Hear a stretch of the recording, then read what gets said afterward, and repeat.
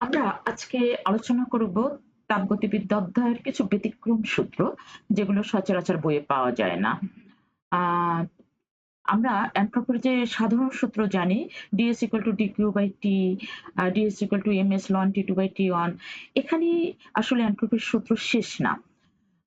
যখন আয়তন, তাপমাত্রা, চাপ, তাপমাত্রার সাথে আয়তনের পরিবর্তন হয়, তাপমাত্রার সাথে চাপের পরিবর্তন হয়, তখন এন্ট্রপির পরিবর্তন কেমন হবে সেটা আমাদের জানতে হবে। প্রশ্ন যদি ব্যতিক্রম আসে, একটু ঘুরে ফিরে আসে, তখন আহ, সহজ যে এন্ট্রপির সূত্র জানো সেটা দিয়ে নাও আসতে পারে, আরো ব্যতিক্রম এন্ট্রপির যে আরো উন্নত সূত্র আছে সেগুলো ব্যবহার করে লাগতে পারে। সুতরাং আহ ক্লাসটা মনোযোগ দিয়ে দেখো। এন্ট্রপির যে ব্যতিক্রম সূত্র সেগুলো আমরা আজকে আয়ত্ত করব এবং তাপগতিবিদ্যা থেকে প্রশ্ন যেভাবেই আসুক না কেন আমরা অ্যান্সার করব, তোমরা পারবে। তাহলে প্রথমে তোমাদের কিছু ধারণা দেই যে স্বাধীনতার মাত্রা, আবার যে তাপীয় যে ধ্রুবক সমূহ, গ্যাসের অণুর স্বাধীনতা মাত্রা আছে আমরা জানি, এবং সিপি, সিডি, গামা এগুলো কত হবে অবজেক্টিভের জন্য বিশেষ করে, আবার ভর্তি পরীক্ষায়ও খুব ইম্পর্টেন্ট।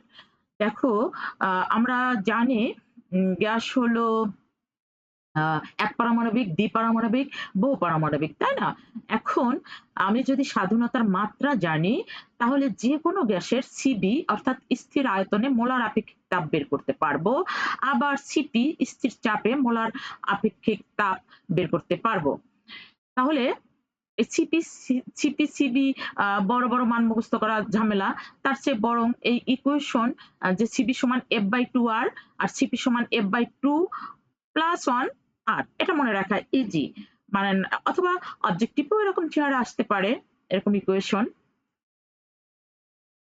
আমরা সিবি যেমন স্বাধীনতার মাত্রা জানলে সিবি বের করতে পারি, আর সর্বজনীন গ্যাস ধ্রুবক জানি, যদি স্বাধীনতার মাত্রা জানি তাহলে আমরা সিবি বের করতে পারি, সিপি বের করতে পারি। তেমনি গামা জানলেও, গামা তো আমরা জানি, অনেক সময় তোমাদের জানা থাকে না, কিন্তু গামার মান তো জানা থাকে। গামার সাথে যদি গামা যদি জানি তাহলে আমরা সিবি এবং সিপি আলাদাভাবে বের করতে পারি, এজন্য আর মান মুখস্থ করা লাগে না। তাহলে সিবি সমান R by gamma minus one, অবজেক্টিভে এই সিবি সিপি আসে। আর সিপি সমান gamma R by gamma minus one. Gamma এক পারমাণবিকের ক্ষেত্রে 1.67, দ্বিপারমাণবিক 1.4, বহু পারমাণবিক 1.33, আর আর এর মান তো জানোই 8.314, 8.314, 4 না লিখলেও চলে, 31 পর্যন্ত লিখলেও চলে। তাহলে যে কোনো গ্যাসের তুমি সিবি এবং সিপি বের করতে পারবে অনায়াসে, তোমার আর ওই মান মুখস্থ করতে হবে না। এবং গামা নির্ণয় করতে পারি, এফ যদি জানি তাহলে গামা নির্ণয় করতে পারি। গামা সমান 1 প্লাস 2 বাই এফ, গামা সমান 1 প্লাস 2 বাই এফ, এফ মানে স্বাধীনতার মাত্রা। এবার আমরা দেখে নেই এক পারমাণবিক গ্যাসের স্বাধীনতার মাত্রা এফ কত। এক পারমাণবিকের 3, গামা হইল 1.67, 1.67 মাত্রা হলো স্বাধীনতার মাত্রা, এফ সমান 3, এটা অবজেক্টিভে আসে। হিলিয়াম, নিয়ন, আর্গন এগুলো মনে রাখবে। দ্বিপারমাণবিকের স্বাধীনতার মাত্রা হলো 5, অবজেক্টিভ। হাইড্রোজেন, অক্সিজেন, নাইট্রোজেন যত দ্বিপারমাণবিক গ্যাস আছে সবার স্বাধীনতার মাত্রা 5, গামা হলো 1.40, স্বাধীনতার মাত্রা F5, অবজেক্টিভের জন্য মনে রাখো, ভর্তি পরীক্ষার জন্য মনে রাখো। বহু পারমাণবিক, বহু পারমাণবিক যে তার স্বাধীনতার মাত্রা F equal to 6 অথবা 7। বহু পারমাণবিক গ্যাসের মাত্রা 6 অথবা 7, দুইটা মানই মনে রাখবে, 6 অথবা 7। সাধারণত বহু পারমাণবিকের যখন অঙ্ক করব গামা 1.33 ধরা হয়, এটাই মনে রাখো 1.33। বহু পারমাণবিক যেমন পানি, পানি যখন বাষ্প আকার ধারণ করে তখন তো আমরা বায়বীয় পদার্থ হিসেবে চিন্তা করতে পারি, তখন পানির স্বাধীনতার মাত্রা কিন্তু 6, পানির স্বাধীনতার মাত্রা কত? 6, পরীক্ষায় আসে। এবং বাষ্পের ক্ষেত্রে আমি যদি গামা চিন্তা করি তাহলে 1.33, ব্যতিক্রম। এখন দেখো, এই যে বহু পারমাণবিক যে গ্যাস, সেটা দুই ধরনের হতে পারে, রৈখিক হইতে পারে মানে ওই যে অণুতে পরমাণুগুলো যে সাজানো থাকে সেটা রৈখিক, মানে একটা রেখায় সাজানো থাকতে পারে, আবার অরৈখিক মানে একটা সরল রেখায় না হতে পারে, ত্রিভুজ আকৃতির হতে পারে, ভি আকৃতির হতে পারে, অথবা অন্য কোনো আকৃতির হতে পারে, সোজা কথা সরল রেখা না। তাহলে যেগুলো অরৈখিক অর্থাৎ একটা সরল রেখায় না, যেমন পানি, পানি মনে রাখবে পানির স্বাধীনতার মাত্রা 6, এটা অরৈখিক নন লিনিয়ার গ্যাস। উদাহরণগুলো মনে রাখো অবজেক্টিভের জন্য, পানি, ওজোন, সালফার ডাই অক্সাইড, এরকম সবগুলো নাম মনে রাখবে। হ্যাঁ, সবগুলো নাম মনে রাখবে। আবার রৈখিক মানে একই রেখায়, কার্বন ডাই অক্সাইড, তারপরে এই যে গ্যাসগুলো আছে, কার্বন ডাই অক্সাইডটা বেশি মনে রাখবে। কার্বন ডাই অক্সাইড রৈখিক, রৈখিক এর স্বাধীনতার মাত্রা, কার্বন ডাই অক্সাইড একটু ঝামেলা আছে। সাধারণ তাপমাত্রায় মানে নিম্ন তাপমাত্রায় কার্বন ডাই অক্সাইডের মাত্রা 5। আবার উচ্চ তাপমাত্রা, যখন তাপমাত্রা অনেক বেশি তখন কিন্তু এর মাত্রা, স্বাধীনতার মাত্রা 7। এটা মনে রাখবে। কার্বন ডাই অক্সাইড একটা ব্যতিক্রম ব্যাপার। কক্ষ তাপমাত্রায় মানে সাধারণ নর্মাল তাপমাত্রায় সে দ্বিপারমাণবিক গ্যাসের মতো আচরণ করে, তখন গামা কিন্তু 1.40 যদি কম তাপমাত্রা চিন্তা করো। আর স্বাধীনতার মাত্রা 5। অবজেক্টিভে যদি 5 থেকে 5 দিবে কার্বন ডাই অক্সাইডের মাত্রা, যদি 5 না থাকে 7 থাকে তখন তোমাকে 7 দিতে হবে। উচ্চ তাপমাত্রায় কার্বন ডাই অক্সাইডের মাত্রা 7। তাহলে এই রৈখিক, বহুপারমাণবিক রৈখিক গ্যাস, বহুপারমাণবিক অরৈখিক গ্যাস, এই উদাহরণগুলো মনে রেখো। পানি এবং কার্বন ডাই অক্সাইড বেশি আসে, বাকিগুলো মনে রাখার চেষ্টা করো। তাহলে কার্বন ডাই অক্সাইডের দুইটা মাত্রা, একটা 5 সাধারণ তাপমাত্রায় আর একটা হলো মাত্রা 7 উচ্চ তাপমাত্রায়। এটা একটা মনে রাখার বিষয়। আমরা যদিও কার্বন ডাই অক্সাইডের গামা লিখি 1.33 অঙ্ক করার জন্য, ঝামেলা যায় না, কিন্তু কার্বন ডাই অক্সাইডের গামা কিন্তু 1.33 না, একটু কম আছে। তাহলে এগুলো মনে রাখবে যে এটা সেটা, এটা ভর্তি পরীক্ষার জন্য পড়ো। এখন আপাতত দরকার নেই। ভর্তি পরীক্ষার জন্য যখন করবে তখন এই উদাহরণ, তারপরে কি ঘটনা, সবটা পড়ে নেবে। আপাতত বোর্ড পরীক্ষার জন্য না। এরপরে দেখো, স্থির চাপে মোলার আপেক্ষিক তাপ বা মোলার তাপ ধারণ ক্ষমতা সিপি। তাহলে এন মোলের জন্য এন মোলের জন্য যদি ডেল্টা টি মানে তাপমাত্রা পরিবর্তন যদি ডেল্টা টি করো, তাহলে টোটাল প্রয়োজনীয় তাপ কিউপি মানে স্থির চাপে, কিউপি মানে স্থির চাপে প্রয়োজনীয় তাপ সমান এন সি পি ডেল্টা টি মনে রাখবে আসে। স্থির আয়তনে এন মোল গ্যাসের তাপমাত্রা ডেল্টা টি পরিমাণ বৃদ্ধি করতে প্রয়োজনীয় তাপ কিউভি, স্থির আয়তনে প্রয়োজনীয় তাপ এন সিবি সিভি ডেল্টা টি, স্থির আয়তনে মোলার তাপ ধারণ ক্ষমতা, স্থির আয়তনে মোলার আপেক্ষিক তাপ সিভি। তাহলে এই সূত্র দুটা মনে রাখবে। সিকিউতেও অনেক সময় দেয়, অবজেক্টিভে তো আসি। যে কোনো প্রক্রিয়ায়, সে যে প্রক্রিয়াই হোক না কেন, যে কোনো প্রক্রিয়ায় অন্তঃস্থ শক্তির পরিবর্তন ডেল্টা ইউ সমান N CV T two minus T one, T one minus T two কাজের বেলায়, বাট অন্তঃস্থ শক্তির পরিবর্তনের বেলায় T two minus T one মনে রাখবে। যে কোনো প্রক্রিয়া, যে প্রক্রিয়াই বলুক না কেন, অন্তঃস্থ শক্তির পরিবর্তন এই একটা সূত্রই। অন্তঃস্থ শক্তি নির্ভর করে শুধুমাত্র তাপমাত্রার উপর। তাহলে ডেল্টা ইউ সমান এন সিবি টি টু মাইনাস টি ওয়ান। এরপরে মেয়ারের প্রকল্প, মেয়ারের প্রকল্প অবজেক্টিভ, মেয়ারের প্রকল্পটা কি? মেয়ারের প্রকল্পটা হলো সিপি মাইনাস সিবি সমান আর, আর মানে সর্বজনীন গ্যাস ধ্রুবক। দুইটা আপেক্ষিক তাপ, গ্যাসের দুটো আপেক্ষিক তাপ বিয়োগ করলে, মোলার আপেক্ষিক তাপ বিয়োগ করলে বিয়োগফল হয় সর্বজনীন গ্যাস ধ্রুবক, এবং অনুপাত হয় গামা। দুই মোলার গ্যাসের দুই মোলার আপেক্ষিক তাপদ্বয়ের যদি আমি অনুপাত করি, গ্যাসের মোলার আপেক্ষিক তাপদ্বয়ের অনুপাত হলো গামা। গামা কি? গ্যাসের মোলার আপেক্ষিক তাপদ্বয়ের অনুপাতকে গামা বলে। গামার বিভিন্ন মান আছে, তোমরা জানো, মুখস্থ করবে। এরপরে দেখো, এটা হলো, এটা মোটামুটি এই এই কিউর এই দুইটা মান মনে রাখবে, কিউপি আর কিউভি। হ্যাঁ, আবার ডিকিউ লিখতে পারি, ডিকিউ লিখতে পারি, শুধু কিউ লিখলেও হবে, বা ডিকিউপি ডিকিউভি এভাবে লিখলেও হবে। এরপরে দেখো রুদ্ধতাপ প্রক্রিয়ায় আমরা সাধারণত যদি কোশ্চেনটা একটু সহজের চেয়ে যদি একটু ডিফারেন্স করে, একটু ব্যতিক্রম করে, তখন আমরা আহ সচরাচর যে সূত্রটা জানি সেখান থেকে আরেকটু জানতে হবে।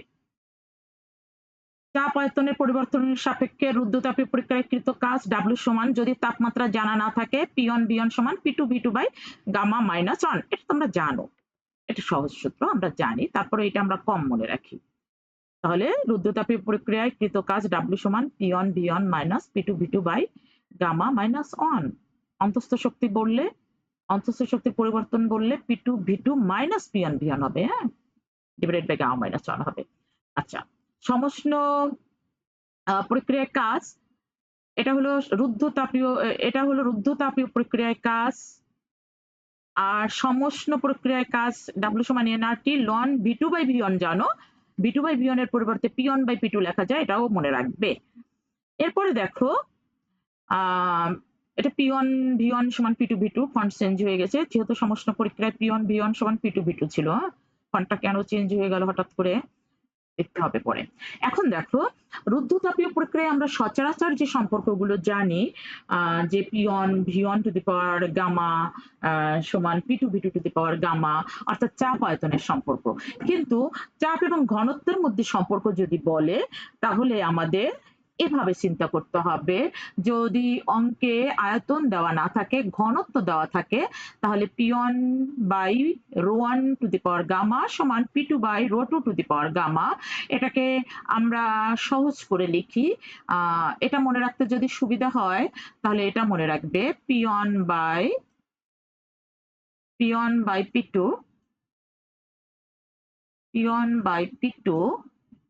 সমান ρ1টাকে উপরে নিয়ে যাও, তাহলে ρ1, হ্যাঁ, এটা রো চলে যাচ্ছে, ρ1 বাই ρ2, ρ1 এর উপরও পাওয়ার গামা, ρ2 এর উপরও পাওয়ার গামা, সুতরাং আমরা পাওয়ারটা এভাবে দিব। এখন তুমি সূত্র এটা মুখস্থ করলেও হবে, এটা মুখস্থ করলেও হবে, P1 বাই P2 সমান ρ1 by ρ2 whole to the power gamma. তাহলে চাপ এবং ঘনত্বের মধ্যে সম্পর্ক, চাপ এবং ঘনত্বের মধ্যে সম্পর্ক। এরপরে আসো তাপমাত্রা এবং ঘনত্বের মধ্যে সম্পর্ক। তাপমাত্রা এবং ঘনত্বের মধ্যে সম্পর্ক কি? T1 by ρ1 to the power gamma minus 1 সমান T2 বাই ρ2 গামা মাইনাস 1। যদি আয়তন না দেওয়া থাকে, যদি ঘনত্ব দেওয়া থাকে, তাহলে আমরা এই সূত্রটাকে ইচ্ছা করলে তুমি আগের মতোই T1 বাই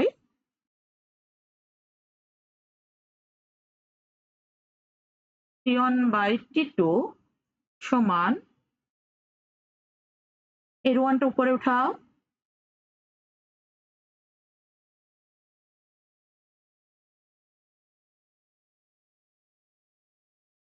ρ1 বাই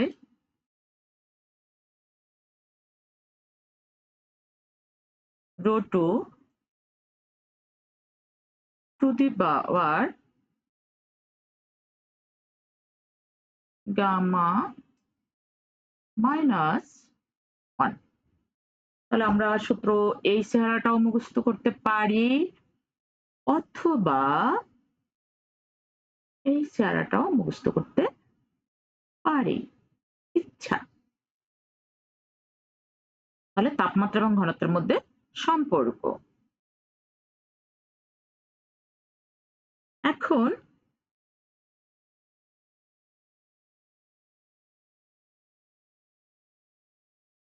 তাহলে যদি বায়ুর ঘনত্বের পরিবর্তন দিয়ে তাপমাত্রা বা চাপের নির্ণয়ের সময় এই সম্পর্ক আমরা ব্যবহার করব। বায়ুর ঘনত্ব দেওয়া থাকলো, চাপ নির্ণয় করতে বললো, অথবা তাপমাত্রা দেওয়া থাকলো, ঘনত্ব নির্ণয় করতে বললো, তখন সরাসরি আমরা এই সূত্র ব্যবহার করব।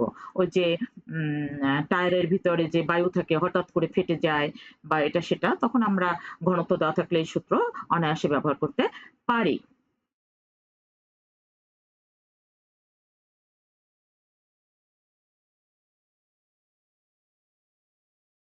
এখন দেখো আমরা দক্ষতা নির্ণয়ের জন্য শর্টকাট একটা সূত্র, এটা সমান 1 minus 1 by R to the power gamma minus 1। আমরা এই শর্টকাট সূত্র কিন্তু জানি না, কিন্তু দ্রুত করার জন্য আমরা অবজেক্টিভ বলো বা সিকিউতে বলো, শর্টকাট করার জন্য এই সূত্র ব্যবহার করতে পারবো। অবজেক্টিভের জন্য তো অবশ্যই শর্টকাটে দক্ষতা নির্ণয় করা শিখতে হবে, ঘুরিয়ে পিছিয়ে করার সময় নেই, ঘুরিয়ে ফিরিয়ে করার সময় নেই। এখন দেখো তাহলে দক্ষতা কোনো ইঞ্জিনের বা যন্ত্রের দক্ষতা এটা সমান 1 minus 1 by R to the power gamma minus 1। তাহলে এখানে আর মানে কি ভি2 বাই ভি1, যদি প্রসারিত হয় ভি2 বড় ভি1 ছোট, আর সমান ভি2 বাই ভি1, আর সমান হলো ভি2 বাই ভি1, আর সমান ফন্ট চেঞ্জ হয়ে যায়,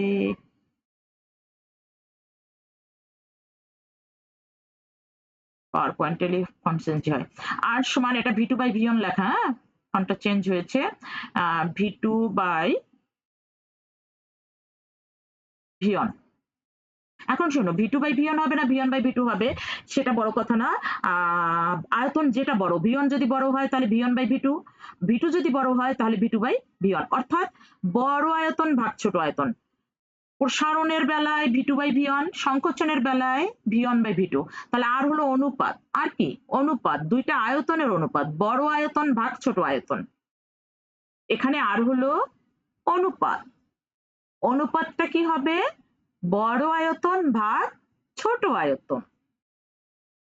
প্রসারণের বেলায় ভি2 বাই ভি1, সংকোচনের বেলায় ভি1 বাই ভি2, বড় আয়তন ভাগ ছোট আয়তন, এভাবে মনে রাখবে। তাহলে দক্ষতা শর্টকাট বের করবে, এটা সমান 1 minus 1 by R to the power gamma minus 1। অনেক সময় বেঁচে গেল অবজেক্টিভের জন্য। 5 সেকেন্ডের জন্য তাকাও।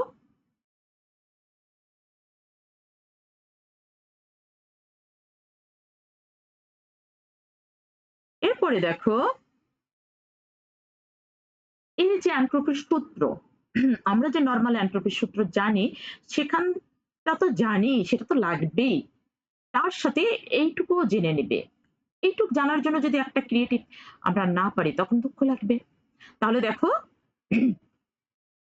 সাধারণত এগুলো বুয়েট, ঢাকা ইউনিভার্সিটিতে বেশি আসে, কিন্তু বোর্ড পরীক্ষাও এখন আসতে পারে। বোর্ড পরীক্ষায় আসাও অসম্ভব কিছুই না, আসতেই পারে। তাপমাত্রা ও আয়তনের সাপেক্ষে যখন কোনো সিস্টেমের তাপমাত্রা এবং আয়তন দুইটাই পরিবর্তন হয়, তখন এন্ট্রপির পরিবর্তন, এন্ট্রপির পরিবর্তন কি হবে, ডেল্টা এস সমান, ডেল্টা এস সমান কি হবে দেখো তো, N CV ln T two by T one, N CV ln T two by T one, তাই না? আর plus N R ln V two by V one. N মানে মোল সংখ্যা তোমরা তো জানো, সিবি কি সেটাও জানো, আর মানে গ্যাস ধ্রুবক সেটাও জানো, টি1 আদি তাপমাত্রা, টি2 শেষ তাপমাত্রা, ভি1 আদি আয়তন, ভি2 শেষ আয়তন। তাহলে যদি আয়তন এবং তাপমাত্রা দুইটাই পরিবর্তন হয়, তখন আমরা এন্ট্রপির পরিবর্তন সরাসরি লিখবো ডেল এস। এরকম অঙ্ক যদি পাও, del S N CV ln T two by T one plus N R ln V two by V one. এখন দেখো তাপমাত্রা এবং চাপের যদি পরিবর্তন হয়, তাপমাত্রা এবং চাপের যদি পরিবর্তন হয়, তখন ডেল এস সমান কি, N CP ln T two by T one. CP মানে স্থির চাপে মোলার আপেক্ষিক তাপ, ln T two by T one minus N R ln P two by P one. আচ্ছা, এন্ট্রপি মানে কি, বিশৃঙ্খলার পরিমাপ। এন্ট্রপি মানে কি, বিশৃঙ্খলার পরিমাপ। এখন যদি তাপমাত্রা বাড়ে, তাপমাত্রা যদি বাড়ে, তখন এন্ট্রপির পরিবর্তন এনসিবি লন টি2 বাই টি1। আয়তন যদি আয়তনেরও পরিবর্তন হলো, তাপমাত্রা বাড়লো আয়তনও বেড়ে গেল। এখন আয়তন যদি বেড়ে যায়, তাহলে গ্যাসের অণুগুলো ঘোরাফেরা করার জন্য, চলাচল করার জন্য বেশি জায়গা পাবে, বেশি ছুটাছুটি করবে, তাহলে বিশৃঙ্খলা বেশি দেখা দিবে। সেজন্য কিন্তু এখানে যোগ চিহ্ন, হ্যাঁ এখানে যোগ হয়েছে, প্লাস চিহ্ন হয়েছে এই সূত্রটায়। আয়তন বাড়ছে, গ্যাসের অণুগুলোর ছুটাছুটি বাড়ছে, তার মানে বিশৃঙ্খলা বাড়ছে, মানে এন্ট্রপি বাড়ছে। বিশৃঙ্খলা মানে বিশৃঙ্খলা পরিমাপ করা হয় এন্ট্রপি দ্বারা। তাহলে আয়তন বাড়লে গ্যাসের অণুগুলোর বিশৃঙ্খলা বেড়ে যায়, সেই জন্য এখানে যোগ চিহ্ন, মনে রাখবে। আয়তনের পরিবর্তনের জন্য এখানে যোগ চিহ্ন। কিন্তু এই যে তাপমাত্রা এবং চাপের সাপেক্ষে এন্ট্রপির পরিবর্তন ডেল্টা এস সমান N CP ln T two by T one minus N R ln P two by P one. যদি তাপমাত্রা বাড়লো, চাপ যদি বেড়ে যায়, চাপ যদি বেড়ে যায় আয়তন তো কমে যায়, তাই না? চাপ বেড়ে গেলে আয়তন কমে যায়। আয়তন যদি কমে যায়, অণুগুলো চলাফেরা করার জন্য, ঘোরাঘুরি করার জন্য কম জায়গা পাবে, আয়তন কম জায়গা পাবে। তাহলে ছুটাছুটি খুব বেশি করতে পারবে না। বেশি জায়গা জুড়ে যেমন যত বেশি ছুটাছুটি করতে পারে, কম জায়গায় কম ছুটাছুটি করতে পারবে। তাহলে বিশৃঙ্খলা একটু কমবে, বিশৃঙ্খলা একটু কমবে। তাহলে বিশৃঙ্খলা যদি কমে মানে এন্ট্রপি কমবে, এই জন্য এখানে মাইনাস। মনে রাখবে, এটা প্লাস, এটা মাইনাস। চাপের সাপেক্ষে তাপমাত্রা ও চাপের সাপেক্ষে এখানে মাইনাস আসবে, তাপমাত্রা ও আয়তনের সাপেক্ষে এখানে প্লাস আসবে। সূত্র দুইটা ঝটপট মুখস্থ করে নাও। বুয়েটে খুব আসে, বোর্ড পরীক্ষাও আসতে পারে। বোর্ড পরীক্ষায় আসা বিচিত্র কিছু না। আয়তন বাড়ে, বিশৃঙ্খলা বাড়ে। আয়তন বাড়ে, বিশৃঙ্খলা বাড়ে মানে এন্ট্রপি বাড়ে, যোগ। চাপ বাড়ে, আয়তন কমে। আয়তন কমে মানে বিশৃঙ্খলা কমে, মানে এন্ট্রপি কমে, সেজন্য মাইনাস। এভাবে মনে রাখো। তৃতীয় সূত্র অবজেক্টিভের জন্য, যে টি টেন্ডস টু জিরো, অর্থাৎ টি মানে পরম তাপমাত্রা, কেলভিন তাপমাত্রা। কেলভিন তাপমাত্রা জিরোর কাছাকাছি হলে, জিরোর কাছাকাছি হলে এন্ট্রপি জিরো হয়। এটা তাপগতিবিদ্যার তৃতীয় সূত্র। আমরা দ্বিতীয় সূত্র জানি, বাট তৃতীয় সূত্র বইয়ে ওভাবে লেখা নেই। তাহলে তাপগতিবিদ্যার তৃতীয় সূত্র কি? যে কোন বস্তুর তাপমাত্রা কেলভিন তাপমাত্রা টি টেন্ডস টু জিরো হলে এন্ট্রপিও জিরো। এটা হলো তাপগতিবিদ্যার তৃতীয় সূত্র, অবজেক্টিভ। তাহলে তাপগতিবিদ্যার তৃতীয় সূত্র, limit entropy S T tends to zero equal to zero. অর্থাৎ কোন বস্তুর তাপমাত্রা পরম কেলভিন তাপমাত্রায় 0 কেলভিন হলে, 0 কেলভিনই হতে হবে তা না, 0 কেলভিনের কাছাকাছি হলে এন্ট্রপি শূন্য হয়। তৃতীয় সূত্র, তাপগতিবিদ্যার তৃতীয় সূত্র। 2 সেকেন্ড স্লাইডের দিকে তাকাও।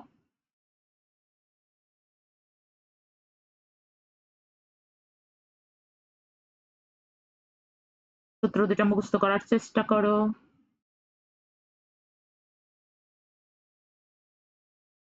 এরপরে আসো, আমরা তাপ ইঞ্জিনের দক্ষতা এটা জানি, এটা কমন সূত্র, এটা আলোচনা না করলেও চলবে। আরেকটা জিনিস বলে রাখি, এই যে ইঞ্জিনের 4টা ধাপ, তাই না? সমষ্ণ প্রসারণ, রুদ্ধতাপীয় প্রসারণ, সমষ্ণ সংকোচন, রুদ্ধতাপীয় সংকোচন। 4টা ধাপে টোটাল কাজ কিন্তু হবে প্রতিটা ধাপের কৃত কাজের যোগফল।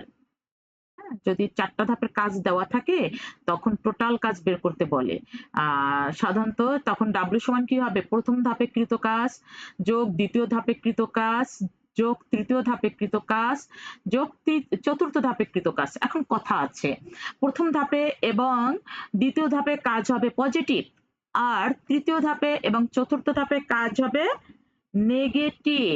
আমরা সূত্র লেখার সময় আমরা লিখবো ডাব্লিউ মানে কার্ম ইঞ্জিনে বা ইঞ্জিনের টোটাল কাজ মোট কাজ ডাব্লিউ। এর আগের ক্লাসটাও আমি এটা দেই নাই, তো এই জন্য এখানে দিয়ে দেই W1 প্লাস, অনেক সময় থাকে অবজেক্টিভ সাবজেক্টিভ দুইটাতেই থাকতে পারে, 3 মার্কের 1 মার্কের, W1 প্লাস W2 প্লাস 4টা ধাপের কাজ W3 যোগ W4। এখন শোনো, আমরা যখন অঙ্কে যে তথ্য দেওয়া থাকবে সেখানে W1 এবং W2 পজিটিভ লিখবো। মনে করো 100 জুল W1, মানে প্রথম ধাপের কাছে 100 জুল, তাহলে W1 সমান পজিটিভ 100 জুল হবে। কিন্তু যদি তৃতীয় ধাপে কাজ বলে 50 জুল, তাহলে তৃতীয় ধাপে কাজ W3 সমান -50 জুল। ডাটা লেখার সময় W3 মাইনাস লিখতে হবে।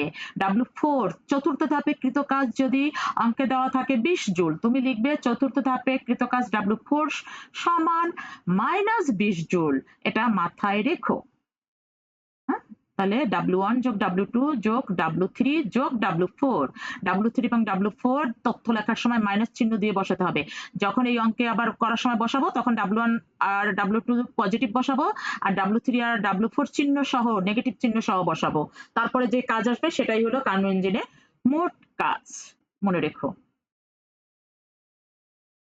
আসতে পারে। এরপরে আসো, কার্নো ইঞ্জিন যন্ত্র কি করে? তাপকে কাজে পরিণত করে। আর রেফ্রিজারেটর কিন্তু এর বিপরীত। রেফ্রিজারেটর মানে ফ্রিজ কি হয়? ফ্রিজের ভিতরে যে বস্তুগুলো তুমি রাখো তার তাপমাত্রা বেশি। ফ্রিজের ভিতরে যে বস্তু আছে তার তাপমাত্রা বেশি, তাহলে ফ্রিজের ভিতরে যে বস্তুগুলো আছে সেখান থেকে তাপ গ্রহণ করে সেই তাপটা, এবং কম্প্রেসার আছে ফ্রিজে কম্প্রেসার কাজ করে। এই কম্প্রেসার যে কাজ করে, আমরা জানি উচ্চ তাপমাত্রার বস্তু তাপ ছাড়ে, নিম্ন তাপমাত্রার বস্তু তাপ গ্রহণ করে। কিন্তু ফ্রিজে কিন্তু তার বিপরীত ঘটছে। নিম্ন তাপমাত্রার বস্তু থেকে তাপ গ্রহণ করে পরিবেশে ছেড়ে দিচ্ছে। পরিবেশের তাপমাত্রা ফ্রিজের ভিতরের তাপমাত্রার চেয়ে বেশি। তাহলে এখানে কিন্তু বাহির থেকে আমাকে শক্তি খরচ করতে হয়।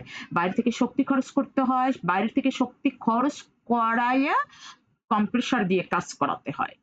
অর্থাৎ বাইরে থেকে শক্তি সরবরাহ করে নিম্ন তাপমাত্রার বস্তু থেকে তাপ গ্রহণ করতে হয়।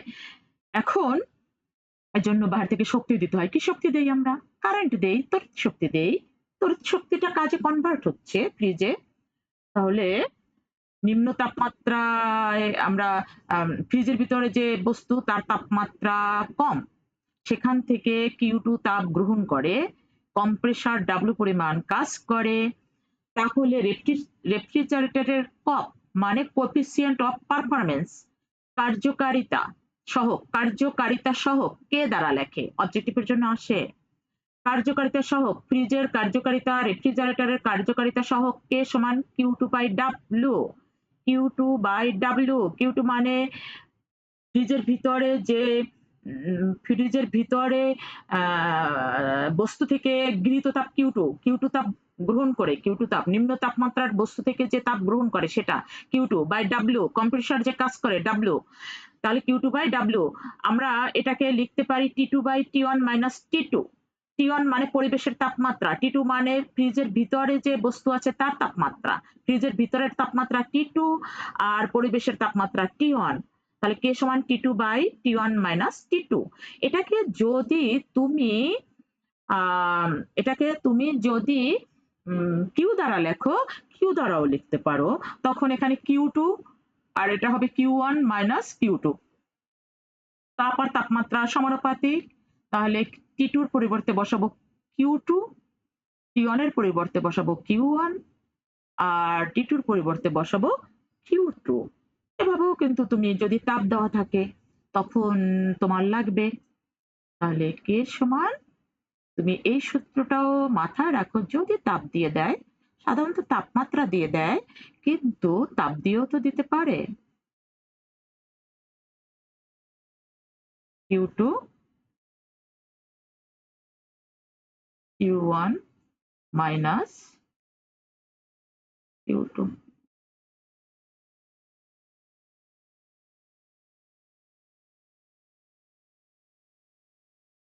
এরকম। তাহলে কে সূত্রটা মনে রাখবা, Q2 by W, T2 by T1 minus T2, K সমান Q2 by Q1 minus Q2। এভাবেও আমরা লিখতে পারি।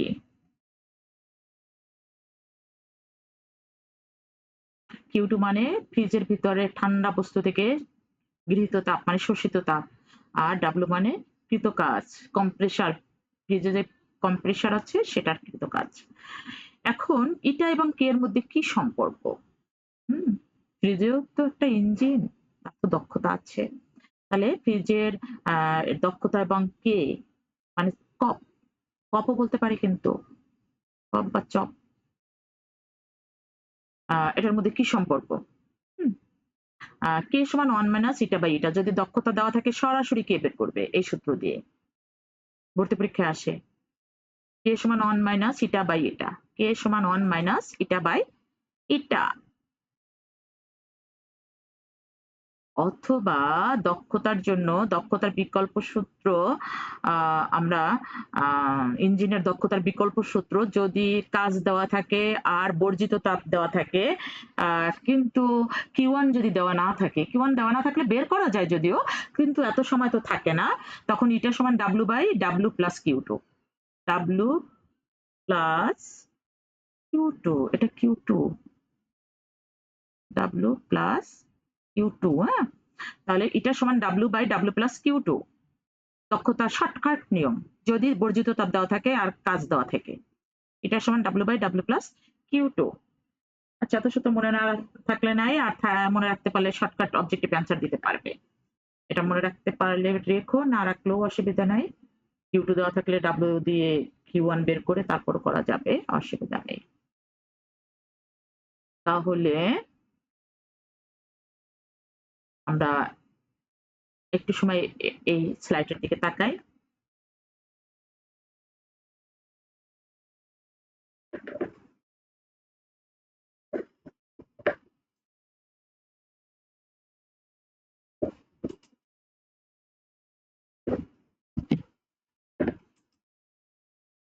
আমাদের আজকে এটা আর দরকার নেই এটা তোমরা এমনিই জানো নরমালি যে পেয়ে গেছো এ পর্যন্তই থাকলো আশা করি তোমরা এটুকু আয়ত্ত করে নিবে যদি তাপগতিবিদ্যা থেকে ব্যতিক্রম কিছু আসে আশা করা যায় এর মধ্যে পাওয়া যাবে ধন্যবাদ সবাইকে তোমাদের সবার মঙ্গল হোক